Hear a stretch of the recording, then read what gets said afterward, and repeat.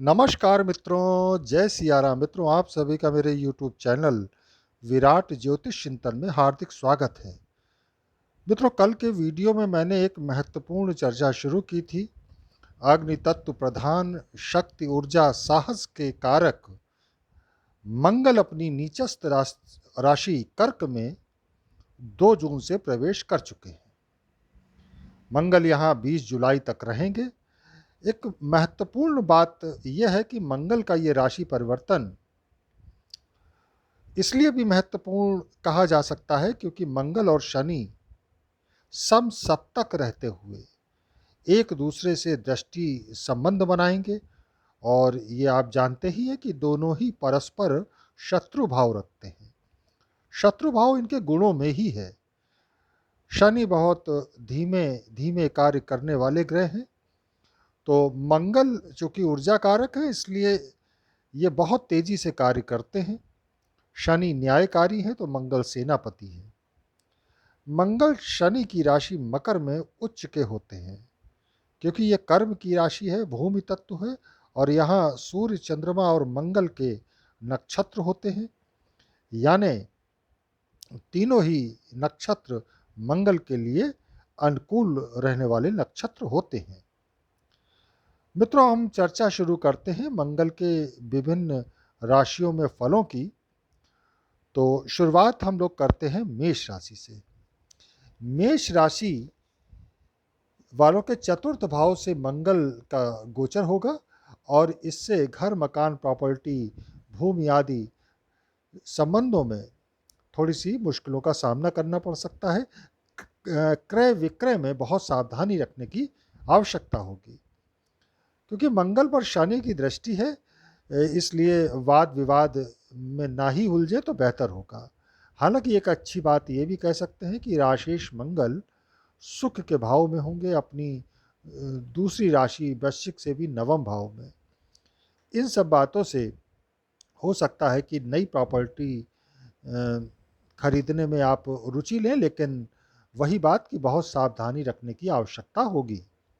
माता जी का स्वास्थ्य प्रभावित हो सकता है, कुछ दिक्कतें खड़ी हो सकती हैं। शनि और मंगल दोनों की दृष्टि सप्तम भाव पर होगी, इसलिए दाम्पत्य जीवन में तनातनी के संकेत हैं या जीवन साथी का स्वास्थ्य खराब हो सकता है। आप विभिन्न कारणों से तनावग्रस्त हो सकते हैं, सुखों में कमी आएगी, कार्य क्षेत्र में भी परेशानियों का सामना करना पड़ सकता है। अगर आप जॉब चेंज करने के बारे में सोच रहे हैं तो अभी 20 जुलाई तक ना ही करें तो बेहतर होगा।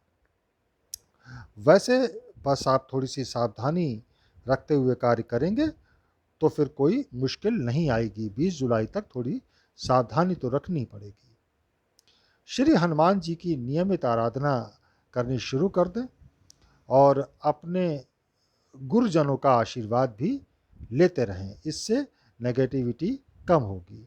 हालांकि यह गोचर जन्मस्थ कुंडली में जन्मस्थ मंगल अगर नीच अवस्था में है तो उन लोगों के लिए थोड़ी सी मुश्किलें ज़्यादा खड़ी करेगा।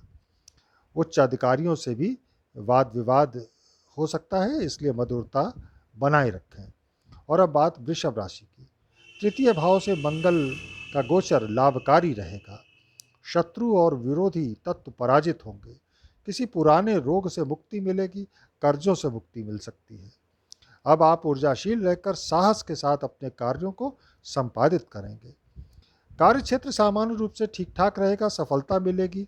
पिताजी के साथ संबंध अच्छे रखें, उनके स्वास्थ्य का ध्यान रखें। इस गोचर में आपको जीवन साथी के स्वास्थ्य का भी ध्यान रखना होगा, संबंध अच्छे रखने होंगे।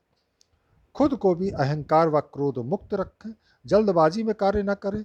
इस गोचर में आपके खर्चे तो थोड़े बढ़ जाएंगे, इसलिए नियंत्रण करके चलने की ज़रूरत होगी।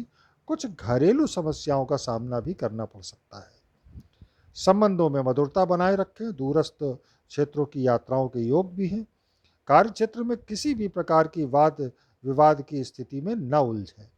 वैसे तो कार्य क्षेत्र मजबूत ही रहेगा, चिंता की बात नहीं है। बस वाणी व्यवहार अहंकार को नियंत्रित करके चलिएगा। गुरुजनों का आशीर्वाद लेते रहें और श्री हनुमान जी के मंदिर में सेवा कार्य करें। मिथुन राशि। द्वितीय भाव से मंगल का गोचर दिक्कतें खड़ी करेगा। अपनी वाणी पर बहुत संयम रखने की आवश्यकता होगी। घर परिवार कुटुंब में अपना व्यवहार संयमित रखें। वाद विवाद लड़ाई झगड़ों से दूर रहना ही हितकर होगा। आमदनी में रुकावटें आ सकती हैं। संतान पक्ष के लिए भी यह परिवर्तन अच्छा नहीं है। शिक्षा के मार्ग में भी बाधाएं खड़ी होंगी। प्रेम संबंध टूट सकते हैं। क्रोध और आवेश और आक्रोश की अधिकता रहेगी। मित्रों से संबंध खराब हो सकते हैं। कार्य क्षेत्र में भी सावधानी से कार्य करें। कार्य की अधिकता तनाव उत्पन्न करेगी। हालांकि इस गोचर में आपको अचानक धन प्राप्ति भी हो सकती है, लेकिन आर्थिक लेन देन में बहुत ही सावधानी बरतें।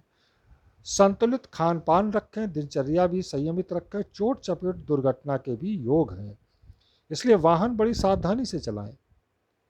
क्रोध पर नियंत्रण रखें, वरना झगड़े बढ़ेंगे और उससे आपका नुकसान होगा। इसलिए 20 जुलाई तक धैर्य धारण किए रहें। रुद्राभिषेक कराने से लाभ होगा। नियमित रूप से आप गाय को गुड़ भी खिलाना शुरू कर दें। और अब बात कर्क राशि की। कर्क राशि वालों के राशि से ही मंगल का गोचर हो रहा है। भाग दौड़ और तनाव उत्पन्न करेगा। अहंकार और क्रोध में वृद्धि होगी। कार्य क्षेत्र में उलझनें खड़ी होंगी। जन्मकालीन मंगल भी यदि नीच राशि में है तो नकारात्मक प्रभाव अधिक होंगे। मंगल का ये गोचर आपको जीवन साथी के साथ तनाव उत्पन्न करवा सकता है, या जीवन साथी रोगग्रस्त हो सकता है, या फिर चोट चपेट लगने का भी खतरा रहेगा आपको और आपके जीवन साथी दोनों को। आपके सुखों में थोड़ी कमी होगी। माता जी के लिए भी चिंता बढ़ सकती है। कार्य क्षेत्र में निर्णय बहुत सोच विचार कर लें। वाणी और व्यवहार पर संयम रखे रहें। जल्दबाजी से बचें। प्रॉपर्टी आदि के संबंध में वाद विवाद की स्थिति उत्पन्न हो सकती है। घर में तनाव की स्थिति भी रहेगी। घर से दूर जाने की भी स्थिति बन सकती है। आर्थिक कठिनाइयों का भी थोड़ा सामना करना पड़ सकता है। निर्णय बहुत सोच विचार कर लें। परिवार और पार्टनरशिप में बहुत ध्यान रखने की ज़रूरत है। पार्टनरशिप में जो लोग कार्य कर रहे हैं उन्हें बहुत सावधान रहना होगा। शिव जी की उपासना करते रहें और श्री हनुमान चालीसा का नियमित पाठ शुरू कर दें, इससे आपको लाभ होगा। मित्रों, यहीं वाणी को विराम देता हूँ। शेष राशियों का फल मैं कल के वीडियो में कहूँगा। तब तक आप सभी को जय जय सिया राम। नमस्कार।